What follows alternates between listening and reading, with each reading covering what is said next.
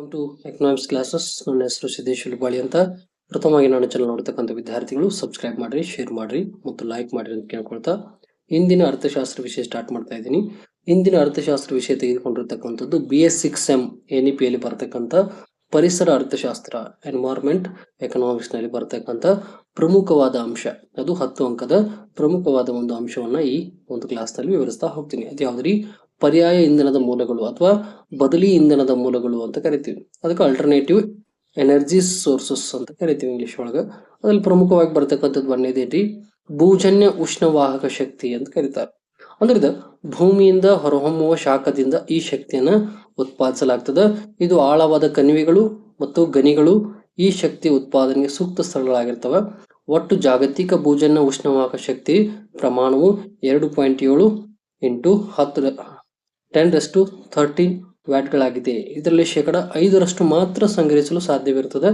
ಭಾರತದಲ್ಲಿ ಪ್ರಮುಖವಾಗಿ ಹಿಮಾಲಯ ಶ್ರೇಣಿಗಳು, ನರ್ಮದಾ ಮತ್ತು ದಾಮೋದರ ಕಣಿವೆಗಳಲ್ಲಿ ಈ ಶಕ್ತಿಯನ್ನು ಉತ್ಪಾದಿಸಲು ಸಾಧ್ಯವಿರುತ್ತದೆ ಅಂತ ಹೇಳ್ತಾರೆ. ಇದು ಕೂಡ ಏನೊಂದು ಪರ್ಯಾಯ ಇಂಧನದ ಮೂಲ. ಯಾವ್ದ್ರಿ? ಭೂಜನ್ಯ ಉಷ್ಣವಾಹಕ ಶಕ್ತಿ. ಇದು ಭೂಮಿಯಿಂದ ಹೊರಹೊಮ್ಮತಕ್ಕಂಥ ಶಾಖದಿಂದ ಈ ಶಕ್ತಿಯನ್ನು ಉತ್ಪಾದಿಸಲಾಗ್ತದೆ. ಇದು ಗಣಿಗಳು ಮತ್ತು ಕಣಿವೆಗಳಲ್ಲಿ ಹೆಚ್ಚಾಗಿ ಕಂಡು ಬರತಕ್ಕಂಥ ಸೂಕ್ತವಾದ ಸ್ಥಳಗಳಾಗಿ ಕಂಡು ಬರ್ತಾವ ಅಂತ ಹೇಳ್ಬೋದು. ಇದು ಒಂದನೇ ಪ್ರಮುಖ ಒಂದು ಮೂಲ. ಇನ್ನು ಎರಡನೇದು ಬರತಕ್ಕಂಥದ್ದು ಪವನ ಶಕ್ತಿ. ಅಂದ್ರೆ ಇದು ಗಾಳಿಯ ರಭಸವಾಗಿ ಬೀಸುವ ಪ್ರದೇಶಗಳಲ್ಲಿ ಪವನ ಚಕ್ರಗಳನ್ನ ಒಡ್ಡುವ ಮೂಲಕ ಈ ಶಕ್ತಿಯನ್ನ ಉತ್ಪಾದಿಸಬಹುದು. ಈ ಶಕ್ತಿಯನ್ನ ಧಾನ್ಯ ಅರೆಯುವ ಮತ್ತು ಮರಗಳನ್ನ ಕತ್ತರಿಸುವ ಯಂತ್ರಗಳನ್ನು ನಡೆಸುವುದಕ್ಕೆ ಉಪಯೋಗಿಸಬಹುದು ಅಂತ ಹೇಳ್ತಾರೆ. ಅಂದ್ರೆ ಪವನ ಶಕ್ತಿ ನಿರಂತರವಾಗಿ ಬಳಸಿಕೊಳ್ಳಲು ಸಾಧ್ಯವಿದೆ. ಆದ್ರೆ ಶತಮಾನಗಳಿಂದಲೂ ಇನ್ನೂ ಸಣ್ಣ ಪ್ರಮಾಣದಲ್ಲಿ ಇದೆ ಅಂತ ಹೇಳ್ತಾರೆ. ಅಂದ್ರೆ 1990ರಲ್ಲಿ ಡೆನ್ಮಾರ್ಕ್ನಲ್ಲಿ ಮೊದಲ ಪವನ ಶಕ್ತಿ ಗಿರಣಿಯನ್ನ ಸ್ಥಾಪಿಸಲ್ಪಡ್ತಾರ. ಈಗ ಸುಮಾರು 75 ವರ್ಷಗಳಿಂದ ಈಚೆಗೆ ಅಮೆರಿಕದ ಬೇಸಾಯದ ಜಮೀನುಗಳಲ್ಲಿಯೂ ಅನೇಕ ಸಣ್ಣ ಪ್ರಮಾಣದ ಪವನ ಶಕ್ತಿ ಗಿರಣಿಗಳನ್ನ ಸ್ಥಾಪಿಸಲಾಗೈತಿ ಅಂತ ಹೇಳ್ತಾರೆ. ಅಂದ್ರೆ ಇದು ಗಾಳಿಯ ಮೂಲಕ ಒಂದು ವಿದ್ಯುತ್ ಶಕ್ತಿಯನ್ನ ಉತ್ಪಾದನೆ ಮಾಡ್ತಕ್ಕಂಥದ್ದು. ಹಾಗಾಗಿ ಇದಕ್ಕೆ ಪವನ ಶಕ್ತಿ ಅಂತ ಕರಿತೀವಿ. ಅಂದ್ರೆ ಗಾಳಿ ರಭಸವಾಗಿ ಬೀಸುವ ಪ್ರದೇಶಗಳಲ್ಲಿ ಪವನ ಚಕ್ರಗಳ ಅಳವಡಿಕೆ ಮಾಡ್ತಾರ. ಅದು ತಿರುಗುವುದರ ಮೂಲಕ ಶಕ್ತಿಯನ್ನು ಉತ್ಪಾದಿಸಲಾಗ್ತದೆ. ಹಾಗಾಗಿ ಇದು ಪವನ ಶಕ್ತಿ ಅಂತ ಇದನ್ನ ನಾವು ಕರಿತೀವಿ. ಇದು ಎರಡನೇ ಪ್ರಮುಖ ಒಂದು ಮೂಲ. ಅದೇ ರೀತಿ ಸೌರಶಕ್ತಿ ಅಂತ ಬರ್ತದೆ ಮೂರನೇದು. ಇದು ಭೂಮಿಗೆ ಧಾವಿಸುವ ಸೂರ್ಯನ ಕಿರಣಗಳ ಶಾಖವನ್ನು ಏನ್ ಮಾಡ್ತಾರ? ಸಂಗ್ರಹಿಸಿ ಉತ್ಪಾದಿಸಲಾಗ್ತದ. ಇಂಧನಕ್ಕೆ ಸೌರಶಕ್ತಿ ಅಂತ ಕರಿತೀವಿ. ಅಂದ್ರೆ ಸೂರ್ಯನ ಬೆಳಕನ್ನು ಅಪರಿಮಿತವಾದದ್ದು, ಇವು ಮಲಿನಕಾರಿ ಅಲ್ಲದ್ದು ಮತ್ತು ಮುಕ್ತವಾಗಿ ದೊರೆತಕ್ಕಂಥದ್ದು. ಆದ್ದರಿಂದ ಇದರಿಂದ ಏನ್ ಮಾಡ್ತಾರೆ? ಸಾಕಷ್ಟು ಪ್ರಮಾಣದಲ್ಲಿ ಇಂಧನವನ್ನ ಉತ್ಪಾದಿಸಲು ಪಡ್ತಾರ. ಮತ್ತು ಸೌರಶಕ್ತಿ ವಾಣಿಜ್ಯಾತ್ಮಕ ಅಭಿವೃದ್ಧಿ ಬಹಳ ನಿಧಾನಗತಿಯಲ್ಲಿ ನಡೀತಾ ಇದೆ. ಸಂಗ್ರಹದ ಸೌಲಭ್ಯಗಳು ಮತ್ತು ಬಂಡವಾಳದ ಕೊರತೆ ಇದಕ್ಕೆ ಅತಿ ಮುಖ್ಯ ಕಾರಣಗಳಾಗ್ಯಾವ ಅಂತ ಹೇಳ್ತಾರೆ. ಆಮೇಲೆ ಭೂಮಿಗೆ ಧಾವಿಸ್ತಕ್ಕಂಥ ಸೂರ್ಯನ ಕಿರಣಗಳ ಶಾಖವು ಕೂಡ ಅಪಾರವಾದದ್ದು. ಇದು ಸಮುದ್ರದ ಮಟ್ಟದಲ್ಲಿ ಸೌರಶಕ್ತಿ ಕಿರಣಗಳನ್ನ ತೀವ್ರತೆ ಪ್ರತಿ ಚದರ್ ಮೀಟರ್ಗೆ ಪ್ರತಿ ನಿಮಿಷದಲ್ಲಿ ಸರಾಸರಿ 15,000 ಕ್ಯಾಲರಿಗಳಾಗಿರ್ತದ ಅಂತ ಹೇಳ್ತಾರೆ. ಮತ್ತು ಇದು ಪ್ರತಿ ದಿವಸ ಭೂಮಿಗೆ ಭಾವಿಸುವ ಸೌರ ಇಂಧನದ ಪ್ರಮಾಣ 684 ಶತಕೋಟಿ ಟನ್ಗಳಷ್ಟು ಕಲ್ಲಿದ್ದಲಿಗೆ ಇಂಧನಕ್ಕೆ ಸಮವಾಗಿರ್ತದ ಅಂತ ಹೇಳ್ತಾರೆ. ಅಂದ್ರೆ ಸೂರ್ಯನ ಕಿರಣಗಳ ಮೂಲಕ ಕೂಡ ಇಲ್ಲಿ ನಾವೇನ್ ಮಾಡ್ತೀವಿ? ಶಾಖೋತ್ಪನ್ನವನ್ನು ಉತ್ಪಾದನೆ ಮಾಡತಕ್ಕಂಥದ್ದು. ಅದಕ್ಕೆ ಸೌರಶಕ್ತಿ ಅಂತ ಕರೀತಾರೆ.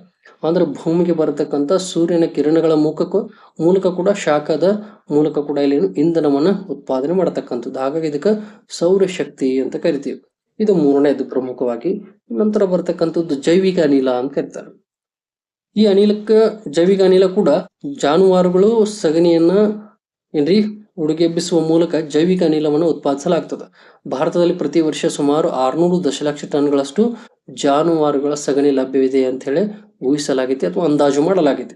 ಇದು ಮುಖ್ಯವಾಗಿ ಗೃಹ ಕೃತ್ಯದ ಬಳಕೆಗೆ ಮತ್ತು ದೀಪಗಳಿಗೆ ಈ ಅನಿಲವನ್ನ ಉಪಯೋಗಿಸಲಾಗ್ತದೆ. ಬಹಳ ಮಿತವ್ಯಯದಲ್ಲಿ ಮತ್ತು ಈ ಅನಿಲವನ್ನು ಉತ್ಪಾದಿಸಬಹುದಾಗುವುದರಿಂದ ಧನ ಸಹಾಯವನ್ನು ನೀಡುವ ಮುಖಾಂತರ ಮತ್ತು ಇಡೀ ಹಳ್ಳಿಗಳಿಗೆ ಸಾಕಾಗುವಂತೆ ದೊಡ್ಡ ಪ್ರಮಾಣದ ಘಟಕವನ್ನು ನಿರ್ಮಿಸಲು ಪ್ರೋತ್ಸಾಹದ ಮೂಲಕ ಕೂಡ ಸರ್ಕಾರವು ಈ ಇಂಧನದ ಅಭಿವೃದ್ಧಿಗೆ ಗಮನ ನೀಡಿತಿ ಅಂತ ಹೇಳ್ತಾರೆ. ಅಂದ್ರೆ ಸರ್ಕಾರ ಇದಕ್ಕೂ ಕೂಡ ಧನ ಸಹಾಯ ಬೇಕಾದಂತ ಪ್ರೋತ್ಸಾಹವನ್ನು ಕೂಡ ಮಾಡ್ತದೆ. ಇದು ಹೆಚ್ಚಾಗಿ ಹಳ್ಳಿಗಳಲ್ಲಿ ಕೂಡ ಕಂಡು ಬರತಕ್ಕಂಥದ್ದು. ಯಾಕಂದ್ರೆ ದನ ಕರುಗಳು ಎಲ್ಲಿ ಹೆಚ್ಚಿರ್ತಾವ ಅದರ ಸೆಗಣಿಯಿಂದ ಕೂಡ ಇಲ್ಲಿ ಏನ್ ಮಾಡ್ತಾರೆ? ಜೈವಿಕ ಅನಿಲವನ್ನ ಉತ್ಪಾದನೆ ಮಾಡತಕ್ಕಂಥದ್ದು. ಈಗ ಪ್ರೆಸೆಂಟ್ ಇರ್ತಕ್ಕಂಥ ಜೈವಿಕ ಅನಿಲಕ್ಕೆ ಹೆಚ್ಚು ಮಹತ್ವತೆ ಐತಿ. ಯಾಕಂದ್ರೆ ಇಂದಿನ ಒಂದು ಅವಧಿಯೊಳಗೆ ನಮಗೇನಾಗಿದ್ರೆ ಗ್ಯಾಸಿನ ಒಂದು ಅದು ಲಭ್ಯತೆ ಬಹಳ ಕಡಿಮೆ ಐತೆ. ಯಾಕಂದ್ರೆ ಯುದ್ಧ ಆಗುವುದರಿಂದ ಇಲ್ಲಿ ಲಭ್ಯದ ಪ್ರಮಾಣ ಕೂಡ ಬಹಳ ಐತೆ. ಹಾಗಾಗಿ ಜೈವಿಕ ಅನಿಲಕ್ಕೂ ಈಗ ಬಹಳ ಮಹತ್ವತೆ ಕೊಡಲಾಗೈತಿ ಅಂತ ಹೇಳ್ಬೋದು. ನಂತರ ಬರ್ತಕ್ಕಂಥದ್ದು 5ನೇದು ನೈಸರ್ಗಿಕ ಅನಿಲ. ಇದು ಎಣ್ಣೆ ಬಾವಿಗಳಿಂದ ಕಚ್ಚಾ ತೈಲವನ್ನು ಹೊರತೆಗೆಯುವಾಗ ಅದರ ಜೊತೆಯಲ್ಲಿ ನೈಸರ್ಗಿಕ ಅನಿಲ ಕೂಡ ಹೊರಬರ್ತದೆ. ಈ ವಿಧಾನದಲ್ಲಿ ಉಷ್ಣಕ್ಕೆ ಮತ್ತು ಯಾಂತ್ರಿಕ ವಿಧಾನಕ್ಕೆ ಪರಿವರ್ತನೆಯಾಗುವುದನ್ನು ಹೊರತುಪಡಿಸಿದರೆ 55% 60% ವಿದ್ಯುತ್ ಶಕ್ತಿ ದೊರೀತದ ಅಂತ ಹೇಳ್ತಾರೆ. ಇದು ನೈಸರ್ಗಿಕವಾಗಿ ದೊರೆತಕ್ಕಂಥ ಅನಿಲವಾಗಿ ಕಂಡು ಬರ್ತದ ಅಂತ ಹೇಳ್ತಾರೆ. ಇದು 5ನೇದು. ನಂತರ ಬರ್ತಕ್ಕಂಥದ್ದು 6ನೇದು ಭಾರಿ ಅಲೆಯ ಶಕ್ತಿ ಅಂತ ಕರಿತೀವಿ. ಅಂದ್ರೆ ಇದೆಲ್ಲಿ ಕಂಡು ಬರ್ತದ?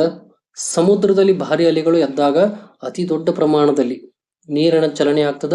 ಈ ಶಕ್ತಿಯನ್ನು ಉತ್ಪಾದಿಸಲು ನದಿ ಮುಖದಲ್ಲಿ ಒಂದು ದೊಡ್ಡ ಅಣೆಕಟ್ಟನ್ನು ನಿರ್ಮಿಸಲಾಗ್ತದ. ಅದು ಅಲೆಗಳು ಇಂಧನದ ಒಳಗೆ ಮತ್ತು ಹೊರಗೆ ಚಲಿಸಿದಾಗ ಅಣೆಕಟ್ಟಿನ ಸುರಂಗಗಳಿಂದ ನೀರು ಹರಿತದ. ಆ ಅಲೆಗಳ ಉಬ್ಬರ ಮತ್ತು ಇಳಿತಗಳಿಂದ ರೆಕ್ಕೆಗಳುಳ್ಳ ಜಲಚಕ್ರಗಳ ಬಳಸುವುದರ ಮೂಲಕ ಕೂಡ ಏನಾಗ್ತೈತಿ, ಭಾರಿ ಅಲೆಯಲ್ಲಿ ಶಕ್ತಿಯನ್ನು ಉತ್ಪಾದಿಸಲಾಗ್ತದ ಅಂತ ಹೇಳ್ತಾರೆ.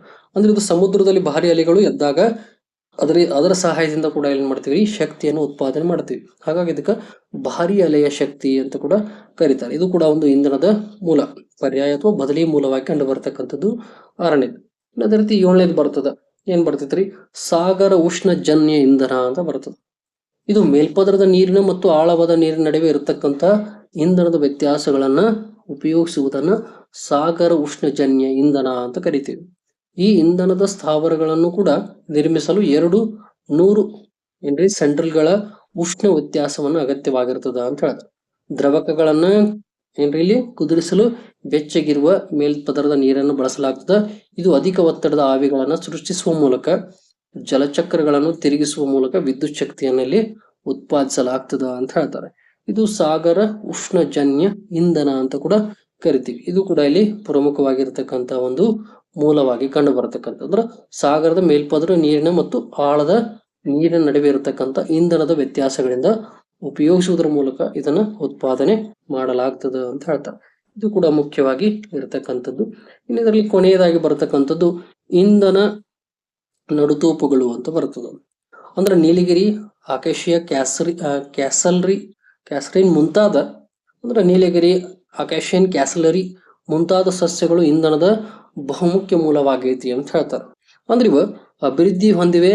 ಈ ಗಿಡಗಳನ್ನ ಮತ್ತು ಮರಗಳನ್ನ ಬಹಳ ವ್ಯಾಪಕವಾಗಿ ಕೂಡ ಏನ್ ಮಾಡ್ತಾರ, ಬೆಳೆಸಲಾಗ್ತದ. ಇದು 145 ಹೆಕ್ಟೇರ್ ಪ್ರದೇಶಗಳಲ್ಲಿ ಬೆಳೆಯಲಾಗ್ತದ. ಈ ಮರಗಳು ಪ್ರತಿ ದಿವಸ ಪ್ರತಿ ಗಂಟೆಯಲ್ಲಿ 20,000 ಕಿಲೋವ್ಯಾಟ್ ವಿದ್ಯುತ್ ಶಕ್ತಿಯನ್ನು ಉತ್ಪಾದಿಸಬಲ್ಲಾಗ್ಯಾವು ಅಂತ ಹೇಳ್ತಾರೆ.